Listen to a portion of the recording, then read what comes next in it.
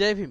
Lord Buddha TV चॅनलच्या मैत्री संवाद कार्यक्रमात तुम्हा सर्वांचं स्वागत. आजच्या कार्यक्रमामध्ये मी आपली ओळख करून देणार आहे अमर शंकरराव साबळे सरांसोबत, जे धम्म प्रचार संघाचं कार्य करतात. या संघाची जेव्हा स्थापना झाली तेव्हा या संघामध्ये ते होते. सम्यक जनकल्याण प्रतिष्ठान पुणेसाठी देखील ते कार्य करत असतात. जी बाबासाहेबांना अपेक्षित धम्म चळवळ आहे ती कशी होती आणि नेमके या चळवळीबद्दल त्यांना काय वाटतं हे आपण त्यांच्याकडनं जाणून घेऊया. सर, जय भीम. जय भीम. सर, सर्वात पहिला प्रश्न मला असा विचारायचा वाटतो की धम्म प्रचार संघाचे आपण एक सेवक आहात. आजची जी धम्म चळवळ आहे त्याबद्दल आपल्याला काय वाटतं? धम्म प्रचार संघाने लोकांमध्ये धम्माविषयी जागृती निर्माण झालेली आहे, ही एक अत्यंत आनंददायी बाब आहे. परंतु परमपूज्य डॉक्टर बाबासाहेब आंबेडकरांना अपेक्षित असणारी धम्म चळवळ आजही निर्माण झालेली नाही. कारण परमपूज्य डॉक्टर बाबासाहेब आंबेडकरांनी असं सांगितलं होतं की हा देश बौद्धमय करीन. ह्याचा अर्थ असा, या देशातल्या कानाकोपरापर्यंत तथागत भगवान गौतम बुद्धांचे विचार हे त्यांना पोचवायचे होते. परंतु आज या धम्म चळवळीची दिशा आणि दशा पाहिल्यानंतर परमपूज्य डॉक्टर बाबासाहेब आंबेडकरांना अपेक्षित असणारे धम्म चळवळ आजही तेवढी सक्रिय आणि गतिमान आहे असं वाटत नाही. याच्या संदर्भामध्ये खरं तर या समाजाचं आणि भगवान गौतम बुद्धांच्या विचाराचं चिंतन करणाऱ्या समाज धोरणांनी चिंतन केलं पाहिजे. दुर्दैवाने परमपूज्य डॉक्टर बाबासाहेब आंबेडकरांनी जी खंत व्यक्त केली होती, या समाजामध्ये परिवर्तन झालं, शिक्षणाचं प्रमाण वाढलं, आर्थिक सुबत्ता काही प्रमाणामध्ये आली, परंतु बाबासाहेब आंबेडकरांनी जी खंत व्यक्त केली होती त्यावेळेस ती खंत आजही तशीच खंत व्यक्त करण्यासारखी परिस्थिती आहे. पढे लिखे लोगों ने मुझे दगा दिया, ही बाबासाहेब आंबेडकरांची जी खंत होती ती आजही तशीच आहे. आणि परमपूज्य डॉक्टर बाबासाहेब आंबेडकरांच्या परिवर्तनाच्या विचारामुळे, आरक्षणामुळे, शिक्षणामुळे जरी समाज काही अंशी शिक्षित झाला, सुशिक्षित झाला, आर्थिक साधने त्यांच्याजवळ निर्माण जरी झाली, तरी धम्माच्या चळवळीला जेवढ्या प्रमाणामध्ये त्यांनी वाहून घ्यायला पाहिजे होतं आणि बाबासाहेबांचं जे काम आहे ते पुढे नेण्याचा जो प्रयत्न करायला पाहिजे तो तेवढा प्रयत्न होताना दिसत नाही. ही फार मोठी खंत आहे. सध्या वरवर जरी या चळवळीमध्ये सर्व सहभागी होताना दिसत असले तरी मनानं होताना दिसत नाही. यामागे नेमकं काय कारण आहे? झालं काय की परमपूज्य डॉक्टर बाबासाहेब आंबेडकरांनी तथागत भगवान गौतम बुद्धाचा धम्म स्वीकारला. धम्म स्वीकारला ह्याचा अर्थ असा की परमेश्वरी रूप नाकारलं. कारण भगवान गौतम बुद्धांनी ईश्वर नाकारला, परमेश्वर नाकारला. तोच परमपूज्य डॉक्टर बाबासाहेब आंबेडकरांनी परमेश्वर नाकारून तथागत भगवान गौतम बुद्धाच्या आश्रयाला गेले. परंतु परमपूज्य डॉक्टर बाबासाहेब आंबेडकरांनाच त्यांच्या अनुयायांनी देव बनवून टाकलं आणि त्यांना त्यांचे देव्हारे निर्माण केले. आणि भगवान गौतम बुद्धाचा धम्म आणि बाबासाहेब आंबेडकरांचे ज्वलंत विचार याच्या तळाशी मुळाशी न जाता वरवरचा विचार करत गेले. आणि म्हणून फक्त वरवरच्या स्तरावर आपण धम्म राबवण्याचा प्रयत्न करताना आपण दिसत आहोत. बाबासाहेब आंबेडकरांना जे अभिप्रेत होतं की धम्म हा अनुभूतीचा विषय आहे, हा केवळ बौद्धिक स्तरावरचा आणि प्रवचनाचा विषय नाही. धम्म अनुभूतीच्या स्तरावर समजून घेणं, प्रज्ञाशील, करुणा, मैत्री आणि निर्वाण याच्या आधारे धम्म समजून घेणं, तो मानवी जीवनामध्ये त्याची अनुभूतीच्या स्तरावर तो स्वीकारणं, मग तो आपल्या कुटुंबामध्ये स्वीकारणं, आपल्या समाजामध्ये स्वीकारणं, आपले व्यवहार नीतिमान ठेवणं, मनामध्ये करुणा निर्माण ठेवणं, अशा माध्यमातून धम्म स्वतःच्या आचरणातून, स्वतःच्या व्यवहारातून समाजापुढे आला तर तो धम्म लोकांपर्यंत व्यवस्थित जाऊ शकतो, गतीने जाऊ शकतो. परंतु हे होऊ न शकण्यामुळे आणि त्याची रचना परमपूज्य डॉक्टर बाबासाहेब आंबेडकरांच्या महापरिनिर्वाणानंतर बाबासाहेबांच्या अनुयायांनी ज्या गांभीर्याने, ज्या धार्मिक संस्काराने, ज्या संघटितपणे करणे गरजेचं होतं ते झालं नाही. परमपूज्य डॉक्टर बाबासाहेब आंबेडकरांनी धम्माची चळवळ पुढे नेण्यासाठी भारतीय बौद्ध महासभेची स्थापना केली. शिक्षणाच्या माध्यमातून समाज संस्कारित झाला पाहिजे म्हणून शैक्षणिक संस्था निर्माण केल्या. परंतु त्याचं अनुकरण संपूर्ण समाजात होणं गरजेचं होतं. त्याच्यानंतर संपूर्ण देशामध्ये बौद्ध धम्म विकसित, प्रचार आणि प्रसार होण्यासाठी ज्या आवश्यक त्या व्यवस्था असतात, समर्पित कार्यकर्त्यांची फौज आणि समर्पित कार्यकर्त्यासाठी त्यांच्यावर सहानुभूती असणारा समाज निर्माण होणं जे गरजेचं होतं ते झालं नाही. परमपूज्य डॉक्टर बाबासाहेब आंबेडकरांच्या महापरिनिर्वाणानंतर कधी धम्म, कधी समाजकारण, कधी राजकारण याच्यामध्ये समाज गोंधळलेल्या अवस्थेमध्ये दिसून येतो.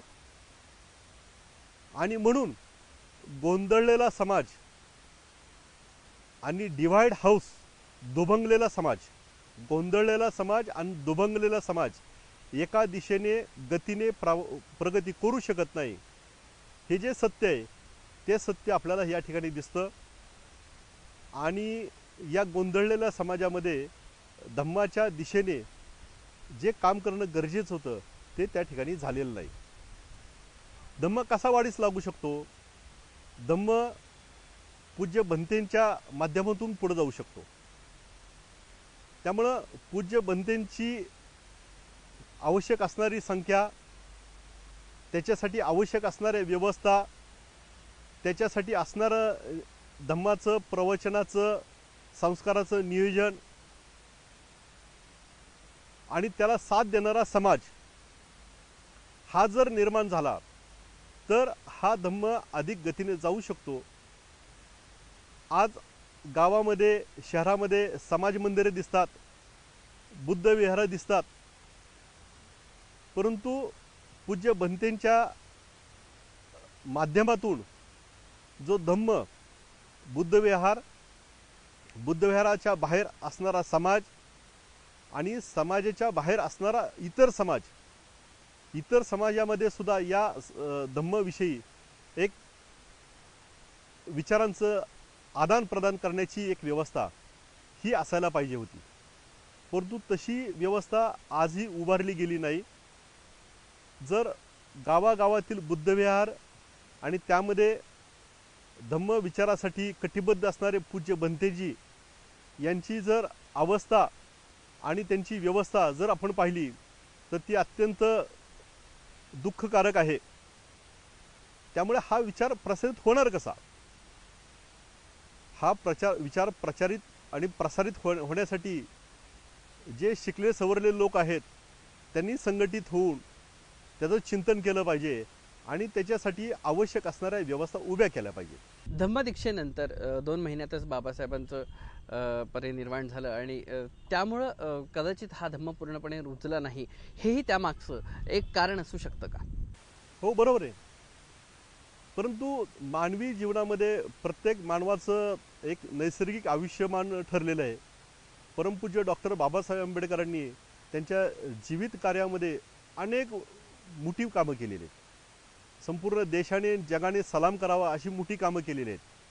परंतु त्या सर्व कामामध्ये सर्व समाजाला पुढे घेऊन जाणारा जो धम्म आहे ना, तो अत्यंत लाख मोलाचा आहे. परमपूज्य डॉक्टर बाबासाहेब आंबेडकरांनी धम्माचा दिवा आपल्या हातामध्ये दिलेला आहे. परंतु तो दिवा, तो विचारांचा वारसा पुढे नेण्याची जबाबदारी आपल्या सर्वांची आहे. बाबासाहेबांनी दिलं आणि बाबासाहेबांचं महापरिनिर्वाण झालं, त्याच्यानंतर बाबासाहेबांचा देव्हारा निर्माण केला, आपलं काम संपलं असं होत नाही. त्याच्यानंतर ते पुढच्या पिढीचं काम आहे आणि हे पुढच्या पिढीनं काम केलं पाहिजे. तथागत भगवान गौतम बुद्धांचं महानिर्वाण झाल्यानंतर शेकडो वर्षानंतर सुद्धा असे काही पूज्य भंतेजी, असे काही राजे, असे काही सेवक पुढे आले आणि त्यांनी शेकडो वर्षानंतर भगवान गौतम बुद्धाचा धम्म पुढे नेण्याचा प्रयत्न केला. मग बाबासाहेब आंबेडकरांच्या महापरिनिर्वाणानंतर बाबासाहेबांचा विचार आणि भगवान गौतम बुद्धाचा धम्मांचा विचार पुढे नेणं हे आपल्या सर्वांचं कर्तव्य आहे. आणि ह्या कर्तव्यासाठी कटिबद्ध राहून ह्या समाजातील सर्व समाज धुरीणांनी एकत्र आलं पाहिजे. मतांतर असू शकतात. भगवान गौतम बुद्धाच्या काळात सुद्धा संगिनी भरत होत्या. त्या संगीतीमध्ये विचारांचं आदान प्रदान होऊन आपण तो धम्म पुढे नेण्याच्या दृष्टिकोनातून प्रयत्न केलेला आहे. अशा संगीती भरणं आणि त्या माध्यमातून धम्माचा विचार पुढे नेणं हे फार गरजेचं आहे. धम्म हा केवळ कर्मकांडाचा विषय नाही. धम्म हा नीतीचे शिक्षण आणि शिकवण देणार आहे. धम्म हा निसर्गाची शिकवण देणार आहे. धम्म मानवी जीवन सुखी आणि समाधानी करणारा विचार देणार आहे. या धम्मामध्ये दुःख समजून घेतलेलं आहे आणि याच धम्मामध्ये दुःख निवारण करण्याच्या उपाय सुचवलेले आहेत. आणि दुःख समजणं, त्याचा उपाय काय हे समजणं, त्याच्यासाठी मार्ग काय हे समजून घेणं, ह्या दुःखातून दुःखमुक्ती होणं, ह्याचा अर्थ असं सुखप्राप्ती करणं आणि नंतर निर्वाणाप्रत जाणं. ह्याचा अर्थ असा की ह्या सर्व विषयाच्या पुढे जाऊन आपण मुक्तीच्या मार्गावर जाणं. असा धम्म जो आहे तो केवळ देवाची देवपूजा करणं, मंदिरात जाणं, नमस्कार करणं, नवस करणं, नवस फेडणं, बकरं कापणं, कोंबडी कापणं याच्या भोवती हा धम्म नाही. तर हा धम्म जो आहे तो पूर्ण मानवी जीवनाचं दुःखातून बाजूला काढणं, त्याला सुख प्राप्त करणं अशाशी संबंधित असा हा धम्म आहे. आणि हा धम्म लोकांपर्यंत पोचवणं म्हणजे सर्व समाज सुखी करणं. आणि ज्या वेळेस समाज सुखी होईल तेव्हाच हा देश आणि हे विश्व सुखी होऊ शकतं. आणि म्हणून धम्माची चळवळ राबवणं म्हणजे विश्व कल्याण चिंतन असा विषय आहे. असा धम्म परमपूज्य डॉक्टर बाबासाहेब आंबेडकरांनी आपल्याला दिलेला आहे. आणि त्या धम्माशी पाईक राहणं म्हणजे मानव जातीशी पाईक राहण्यासारखं होणार आहे. आणि म्हणून हा धम्म पुढं नेण्यासाठी या समाजातल्याच लोकांनी पुढं आलं पाहिजे. केवळ धम्माशी संबंधित असणारी पुस्तकं वाचन करून प्रसारित करून हा धम्म लोकांपर्यंत पोचणार नाही.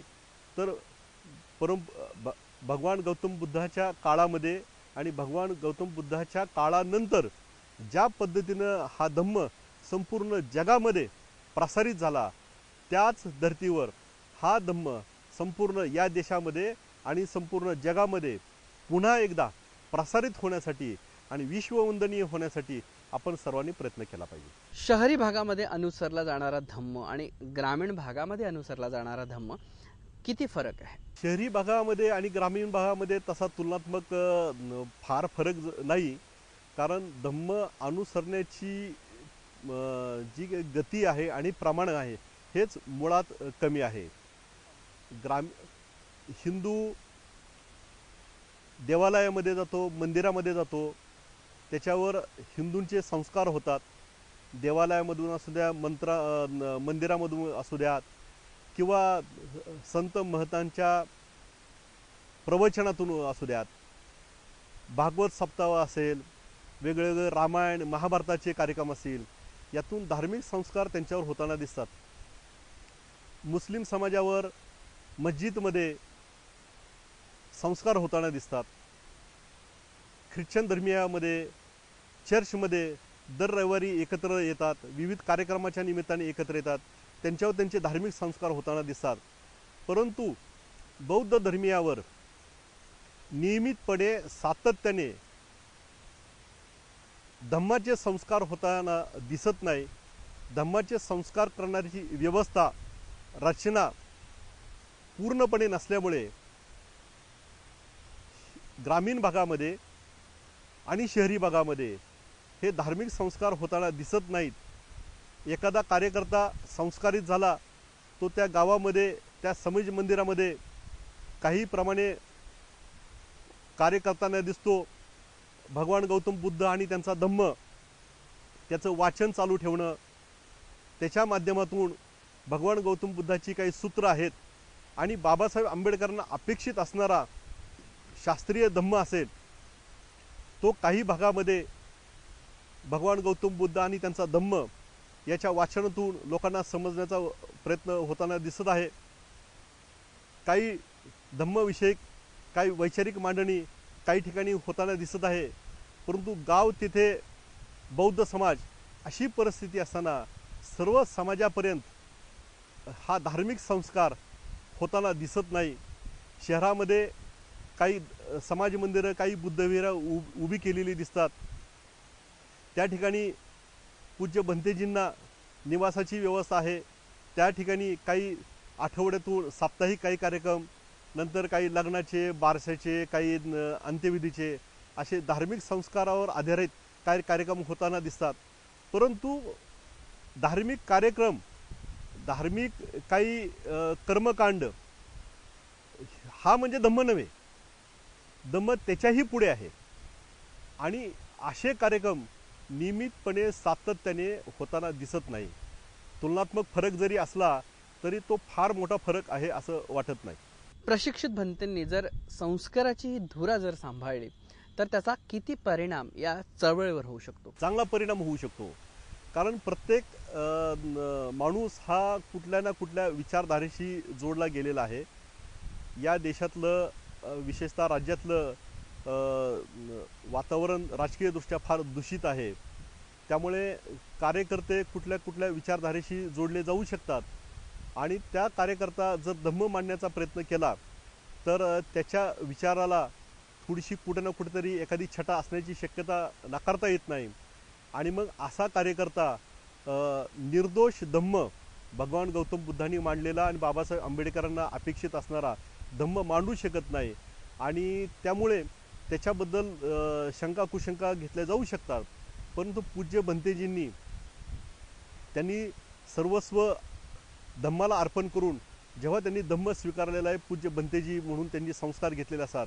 अशा पूज्य भंतेजींनी जर हा धम्म, भगवान गौतम बुद्धाचा धम्म आणि बाबासाहेब आंबेडकरांना अपेक्षित असणारा धम्म जर गावोगावी जाऊन मांडण्याचा जर प्रयत्न केला तर त्यांच्यावर लोकांचा विश्वास बसू शकतो. तो धम्म जसा आहे तसा लोकांना समजू शकतो. आणि तो समजलेला धम्म जर चांगल्या पद्धतीनं लोकांनी ग्रहण केला तर त्यांच्यावरती संस्कार, त्यांच्यामध्ये मानसिकदृष्ट्या, सामाजिकदृष्ट्या, धार्मिकदृष्ट्या परिवर्तन होऊ शकतं.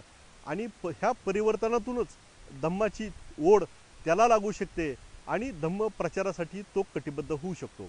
म्हणून या देशामध्ये, या राज्यामध्ये गावागावामध्ये असणाऱ्या पूज्य भंतेजींनी आता बुद्धविहार निवासासाठी आवश्यक जरी असली तरी बुद्धविहाराच्या बाहेर जाऊन समाजाला प्रबोधित, समाजाला संस्कारित करण्यासाठी प्रयत्न केला पाहिजे.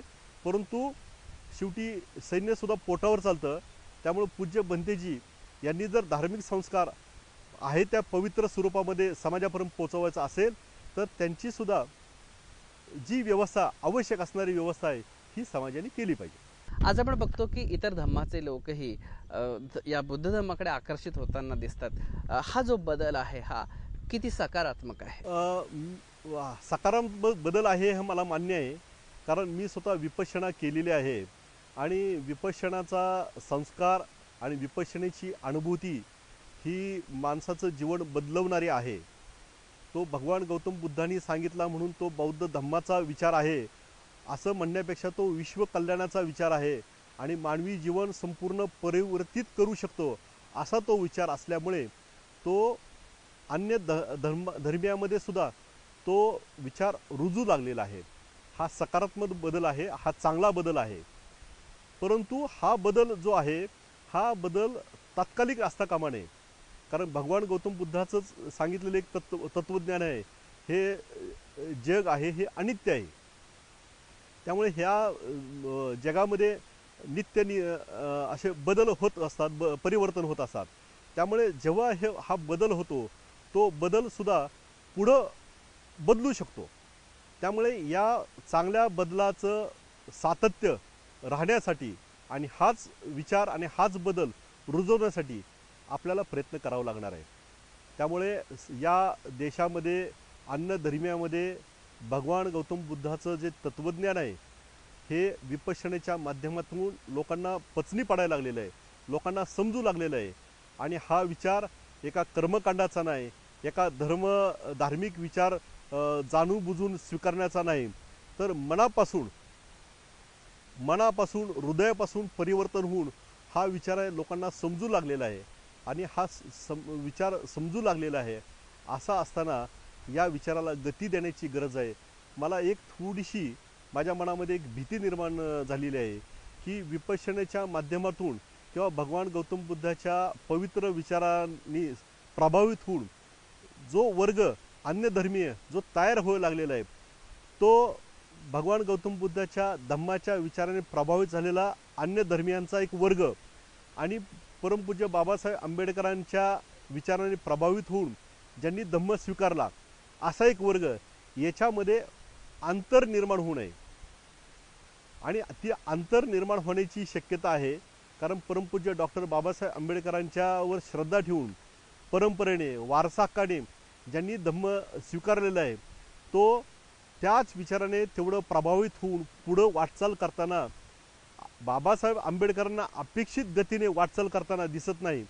आणि ती गती वाढवली पाहिजे. नाहीतर अन्य धर्मियांनी स्वीकारलेला धम्माचा विचार आणि परमपूज्य डॉक्टर बाबासाहेब आंबेडकरांच्यावर श्रद्धा ठेवून 1956 नंतर स्वीकारलेला धम्म आणि आपण झालेलं धर्मांतर याच्यामध्ये तफावत असण्याची शक्यता नाकारता येणार नाही. बाबासाहेबांनी जेव्हा या समाजाच्या उत्थानासाठी जेव्हा हा धम्म या समाजाला दिला, तेव्हा बाबासाहेबांनाही अपेक्षित होतं की विहार असली पाहिजे सगळीकडे आणि ती मजबूत असली पाहिजे.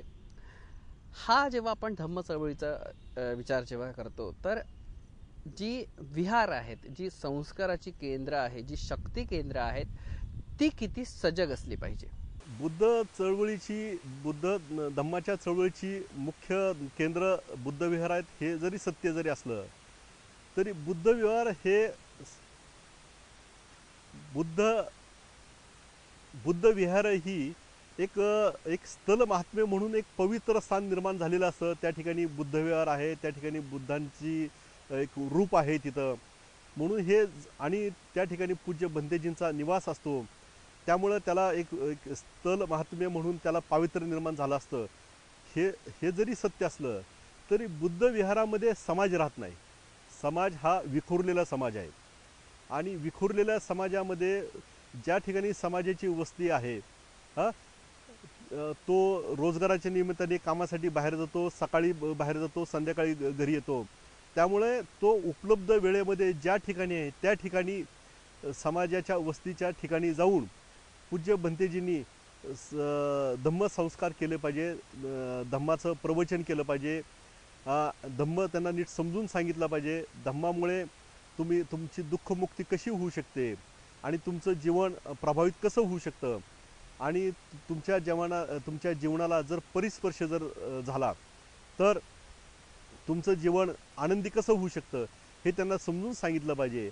आणि मग समाज त्या बुद्धविहाराकडे वळू शकतो. केवळ बुद्धविहार निर्माण करून समाज त्या ठिकाणी येईल असं म्हणता येणार नाही.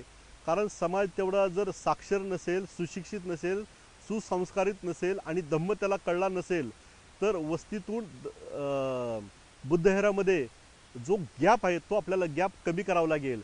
एकदा बुद्धविहारातील पूज्य बंतेजींनी समाजातील वस्तीस्थानाकडे जायला पाहिजे आणि त्यांच्यावर संस्कार झाल्यानंतर वस्तीतला जो समाज आहे तो बुद्धविहाराकडे येऊ शकतो. त्यामुळे हा गॅप कमी झाला पाहिजे. शेवटचा प्रश्न मला असं विचारायचं वाटतं की ही जी चळवळ आहे, ही जी धम्म चळवळ आहे, आपल्या माध्यमातून भविष्यात आपण ती कशी राबवणार आहात? मला असं वाटतं की धम्म चळवळ ही एकट्याने राबवणारी ही अशी चळवळ नाही. चळवळ हा विषयच असा सामुदायिक स्वरूपाचा आहे. त्यामुळे प्रत्येकाने, मी माझ्यापासून माझ्या घरामध्ये धम्माचे संस्कार असले पाहिजेत. मला या धम्मा चळवळी ज्या ज्या ठिकाणी राबवल्या जात असेल त्या ठिकाणी मी माझा परमपूज्य डॉक्टर बाबासाहेब आंबेडकरांनी अपेक्षित असणारं धम्मदान आहे, माझ्या उत्पन्नातलं काही टक्के हे धम्मदान मी ह्या धार्मिक चळवळीला दिलं पाहिजे. तर त्याप्रमाणे मी दिलं पाहिजे. आणि मी देत असताना अशी जे ओएसिस आहेत वाळवंटावर, अशी जी काही असे हिरवेगार मनाला प्रसन्न देणारे अशी धार्मिक चळवळीची जी सेंटर आहेत त्या ठिकाणी मी स्वतःला समर्पित केलं पाहिजे. मी माझी व्यक्तिगत मतं, माझी व्यक्तिगत विचारधारा, राजकीय सामाजिक बाजूला ठेवून आणि भगवान गौतम बुद्धाला अभिप्रेत असणारं आणि परमपूज्य डॉक्टर बाबासाहेब आंबेडकरांना बुद्ध आणि धम्म या ग्रंथामध्ये अभिप्रेत असणारं विचार मी त्या पद्धतीने वाटचाल केली पाहिजे असं मी स्वतःला समजतो. त्या दृष्टिकोनातून स्वतःला घडवण्याचा मी प्रयत्न करतो आहोत. त्या दृष्टीनं मी फार असा परिपूर्ण नाही, पण त्या दिशेने एक वाटचाल करण्याचा एक प्रयत्न करतो आणि मी स्वतःला सेवक स्वतःला समजतो आणि मला जो धम्माचा विचार समजलेला आहे तो घेऊन मी पुढे चालण्याचा प्रयत्न करत आहे. या कार्यक्रमाच्या माध्यमातून आपण जो संवाद साधला, जी माहिती दिली त्याबद्दल चॅनलच्या वतीनं मी आपला खूप खूप आभारी आहे. धन्यवाद. जय भीम.